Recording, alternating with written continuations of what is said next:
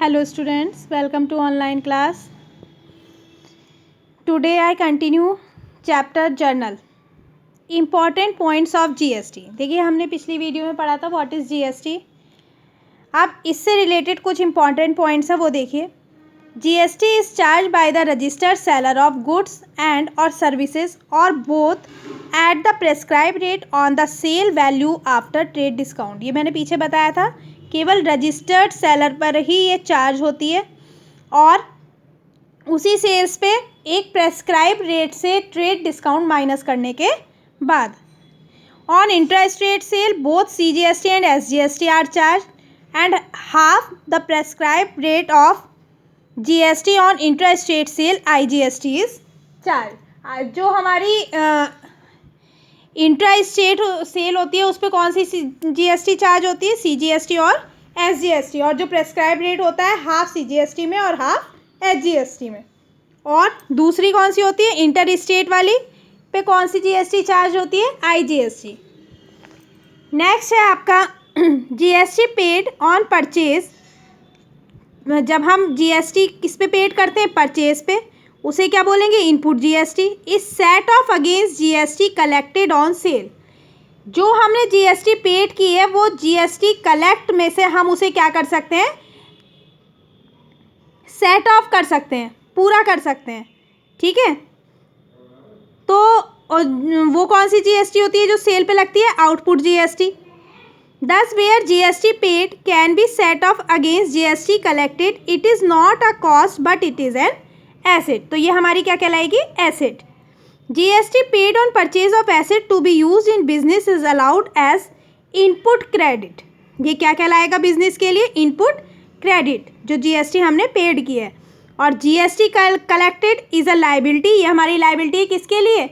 Government के लिए.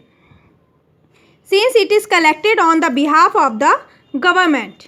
After setting off input GST against output GST, balance if any in output GST account is deposited in the government account. हमारी set of करने के बाद जितनी GST रह जाएगी वो हमें कहाँ पे डिपॉजिट करनी होगी? गवर्नमेंट के अकाउंट में. Input credit of GST paid is not allowed. किस पे नहीं होती allowed? If the purchaser of goods and or services is an unregistered taxpayer. Unregistered taxpayer है तो उस पर GST अलाउड नहीं होगी. Repairs to buildings. बिल्डिंग्स की रिपेयर्स पे. फूड और बेवरेजेस एक्सपेंस. फूड वगैरह पे जो एक्सपेंस हुए. Membership fees of club, health and fitness centres, health insurance and donations. Clear है? GST paid is reverse in the following cases. If input GST account was debited when goods were purchase. कब GST वापस हो सकती है आपकी? Return कब हो सकती है? किन किन कंडीशंस में? वो देखिए. जब परचेज रिटर्न हो, कोई रिबेट रिसीव्ड हो रहा है परचेज पे, goods taken by proprietor for personal use. कोई गुड्स जो है जो प्रोपराइटर ने अपने पर्सनल यूज़ के लिए ले लिया हो. गुड्स गिवन एज डोनेशन और सैम्पल्स. गुड लॉस्ट और डिस्ट्रॉयड और स्टोलन और they become unsaleable. Goods distributed among staff for their welfare, then GST is reversed or returned. GST collected is reversed. जो collected GST है वो कब reverse होती है? सेल्स रिटर्न पे. और रिबेट अलाउड ऑन सेल्स. यदि हम कोई सेल रिबेट अलाउड कर रहे हैं सेल्स पे तो. GST is not levied on the following supplies. इन पे GST नहीं लगती. सैलरी और wages, educational services, health services, electricity and water services, interest, supply of services to government, supply to embassies of other countries just like a UNO. Okay, आगे देखिए. GST is not charge on receipt of advance against sales. Similarly GST is not paid on payment of advance for purchase of asset और goods. Advance में हमने यदि कोई payment कर दी है किसी गुड्स के लिए, सेल और उसके लिए, तो जो है उस पर GST हमारी चार्ज नहीं होगी. चाहे वो सेल हो चाहे परचेज हो, उसके लिए यदि कोई भी एडवांस हमने सबमिट या रिसीव्ड किया है तो उस पर GST नहीं चार्ज होगी. When GST is not charge by the seller of goods और services but is paid into the government account directly by the purchaser of goods or services, it is termed as reverse charge. यदि हमारी GST return of नहीं हो रही, directly हम government के account में submit कर रहे हैं, देन वो कौन सी जीएसटी कहलाएगी? Reverse charge. GST is paid by the purchaser of goods and और services directly into government account in the following cases. किन किन केसेस में कर सकते हैं? Fees paid to a lawyer, fees paid outside India, payment for use of copyright, when goods and or services are purchased from an unregistered taxpayer. Clear? GST may be paid by a taxpayer. कब GST paid करनी होगी? On purchase of goods and or services under reverse charge where it is prescribed to be so paid and deposit in the government account. ये हमारा एक procedure है। Accounting of GST in the books of account, तो ये आपको पता है कब जीएसटी आप देखें या क्या कब डेबिट होनी है। GST paid is allowed on input credit when GST is paid, when SGST is paid and when IGST is paid. तो किस नाम से आएगी? Input CGST account, input SGST account and input IGST account. GST paid when reverse, जब वापस हो रही है, देन ये भी इनपुट सीजीएसटी, इनपुट एसजीएसटी, ये क्रेडिट होगी, तब डेबिट हुआ था, और ये रिवर्स होने पे क्या होगा? क्रेडिट। नेक्स्ट है जीएसटी कलेक्टेड, ये क्या होती है? हमारी क्रेडिट। अकाउंट्स आपको पता ही चल गए, आउटपुट के नाम से आ जाएगा। सीजीएसटी है तो सीजीएसटी के आउटपुट अकाउंट में, एसजीएसटी है तो आउटपुट एसजीएसटी अकाउंट में। और when collected GST is reverse then it is debited. Okay, इसके बाद है set off input GST against output GST.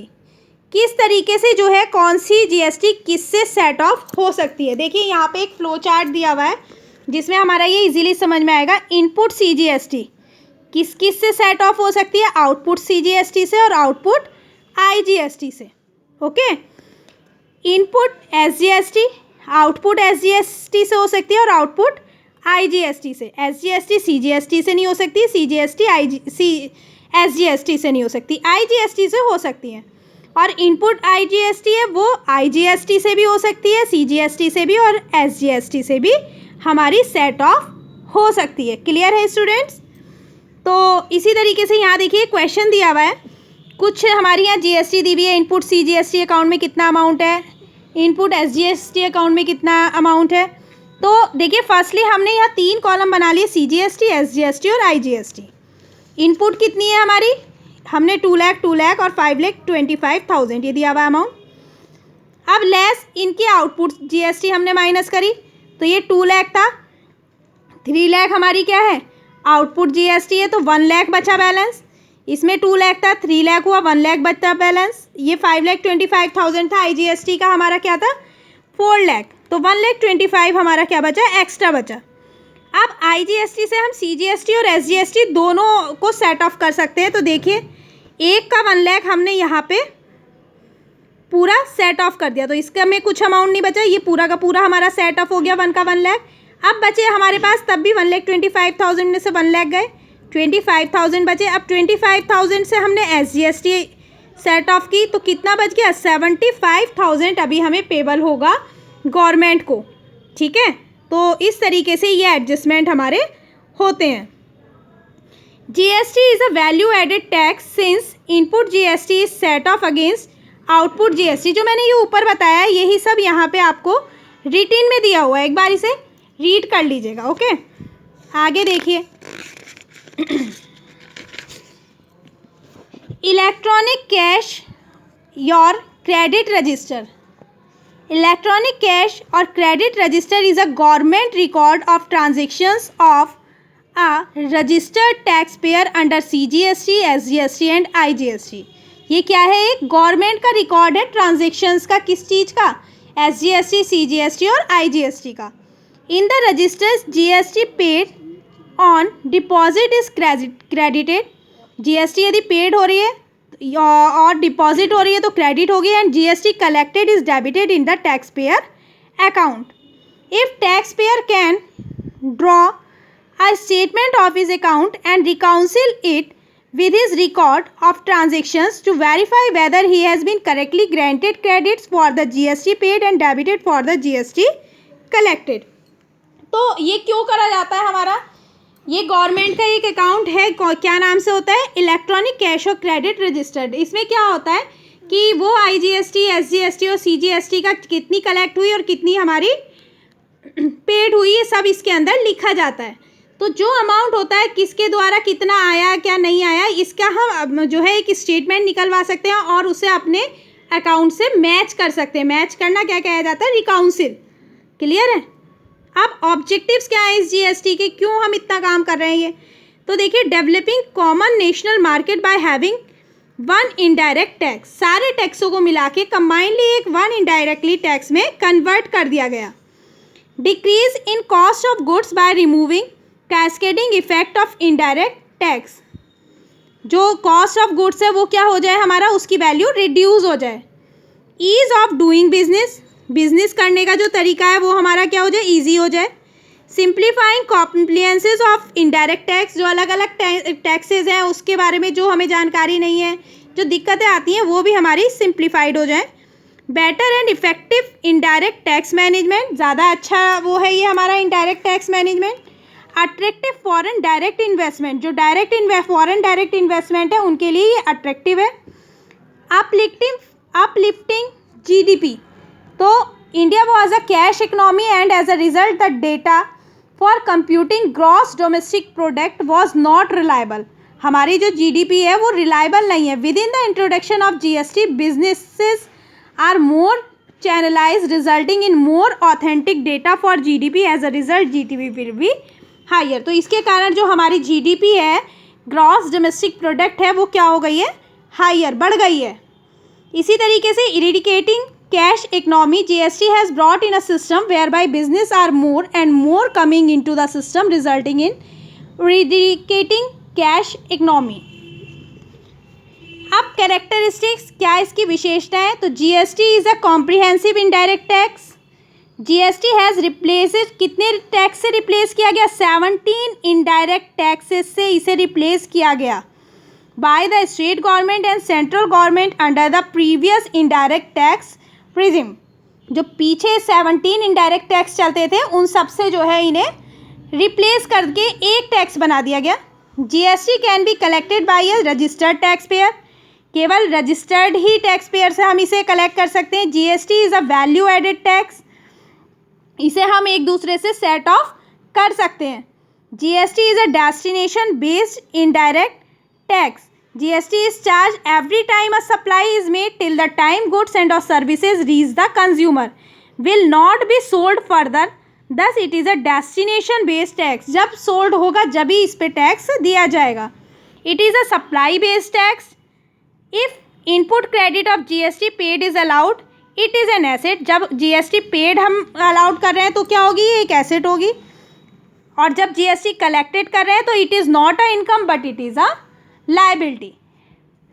Unlike earlier indirect tax system, GST does not have cascading effect। जैसे पहले tax system के हमारे effects थे वो GST के अंदर नहीं है। अब कुछ जनरल एंट्रीज आपकी हैं, देखिए अकाउंटिंग एंट्रीज। तो यहाँ क्या है, कैपिटल यदि इंट्रोड्यूस कर रहे हैं तो क्या एंट्री बनती है हमारी, कैश और bank account debit to capital account. Payment of wages और सैलरीज, जिन पे हमारी GST चार्ज नहीं होती है वो एंट्रीज हैं। तो देखिए कैपिटल इंट्रोड्यूस करने पर, payment of wages and salaries पर, इलेक्ट्रिसिटी और वाटर का बिल पेड करने पर, इंटरेस्ट पेड करने पर, इंटरेस्ट रिसीव्ड करने पर, बैंक में कैश डिपॉजिट करने पर, कैश विड्रॉ करने पर बैंक से, चेक डिपॉजिट करने पर बैंक पर, चेक इशू करने पर परचेजेस के लिए, कन्वेंस एक्सपेंसेस पर, डेप्रिसिएशन ऑन मशीनरी और फर्नीचर पर, पेटेंट्स और कॉपीराइट्स अमोर्टाइज, यानी कम, अमोर्टाइज मीन्स कम होने पर, इनकी वैल्यू कम होने पर, advance received against sale, sale का यदि कोई एडवांस हमें रिसीव्ड हो गया तो भी GST नहीं लगाई जाती है, एडवांस पेड अगेंस्ट परचेज, तो इन सब चीज़ों पे हमारी GST नहीं लगाई जाती। आगे ये कुछ एंट्रीज दी हुई है, इसमें आपको क्या देखना है, ये जिन जिन चीज़ों पे लगाई जाती हैं उसमें किस तरीके से हमारी एंट्री है। देखिए परचेज ऑफ गुड्स की क्या एंट्री होगी, इंट्रा स्टेट की कंडीशन में और इंटर स्टेट की कंडीशन में, तो ये एंट्री आपको लर्न करनी है। आगे देखिए, ये आपकी है, देखिए इस पेज पे भी ये कुछ एंट्री है, कुछ ये है। तो ये एंट्री आपको लर्न करनी है, जिसके बेस पे आपके आगे के क्वेश्चंस होंगे। इसके बाद आपका नेक्स्ट उसमें शुरू होगा आपका जर्नल विद जीएसटी। ये जीएसटी के बारे में पढ़ा, सारी एंट्रीज पढ़ी। अभी तक हमने जर्नल पढ़ा था पीछे, विदाउट जीएसटी जो एंट्रीज पढ़ी थी। अब हमने जीएसटी के बारे में जान लिया, जर्नल के बारे में जान लिया, एंट्रीज समझ में आ गई। अब इनकी कंबाइंडली जो है एंट्रीज हमें नेक्स्ट पार्ट में पढ़ेंगे, part C. Clear students? Thank you.